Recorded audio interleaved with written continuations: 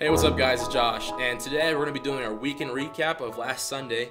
So we were in James chapter 1, and I'm going to go ahead and start by reading verses 2 through 4 for you. It says here, "Count it all joy, my brothers, when you meet trials of various kinds, for you know that the testing of your faith produces steadfastness. And let steadfastness have its full effect, that you may be perfect and complete, lacking in nothing." So guys, we've all gone through trials in our lives. You know, high school is hard, middle school is hard. Whether a best friend might have turned their back on you, a loved one passed away, a pet passed away, or you're just going through a rough time in school. We've all experienced trials. We've all experienced rough times in our life.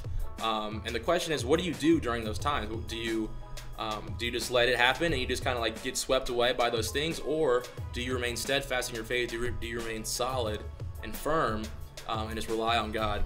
And in these verses it says to count it all joy when you meet trials of various kinds. During this time, like, it's a rough time, it's hard, and these verses are saying to have joy during this time, not just to be happy, not just to survive and get through it, but to have joy, like real passionate joy during these times, because you know that these trials are happening for a reason, that they're happening to increase my faith and decrease my endurance with my faith. In verse 4 it says, "And let steadfastness have its full effect, that you may be perfect and complete, lacking in nothing." Guys, that's a great verse right there. Like when steadfastness runs its course, when you go through a trial and you are firm in your faith and you rely on God, it says that you'll be perfect and complete, lacking in nothing. Like that's such a perfect encouragement for us there. And moving on to verse 12, it says, "Blessed is the man who remains steadfast under trial, for when he has stood the test, he will receive the crown of life, which God has promised to those who love him." Guys, this is a great verse to read as encouragement, as kind of like the light at the end of the tunnel. It says, "Blessed is the man who remains steadfast under trial." That when these trials come in our life, that we can remain solid in God and who He is, and our faith can remain solid in Him. So that when these trials come, that we look to God alone, not to ourselves or to this world or anything around us that we can try to substitute for God in our lives, but we can remain firm and steadfast in Him and only look to Him as the one who can deliver us from these hard times.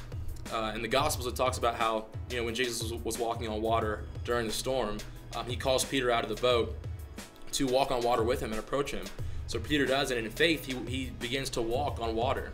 And it wasn't until he took his eyes off of God, off of Jesus, and was looking at the winds and the waves and the storm around him, that he lost faith and began to sink.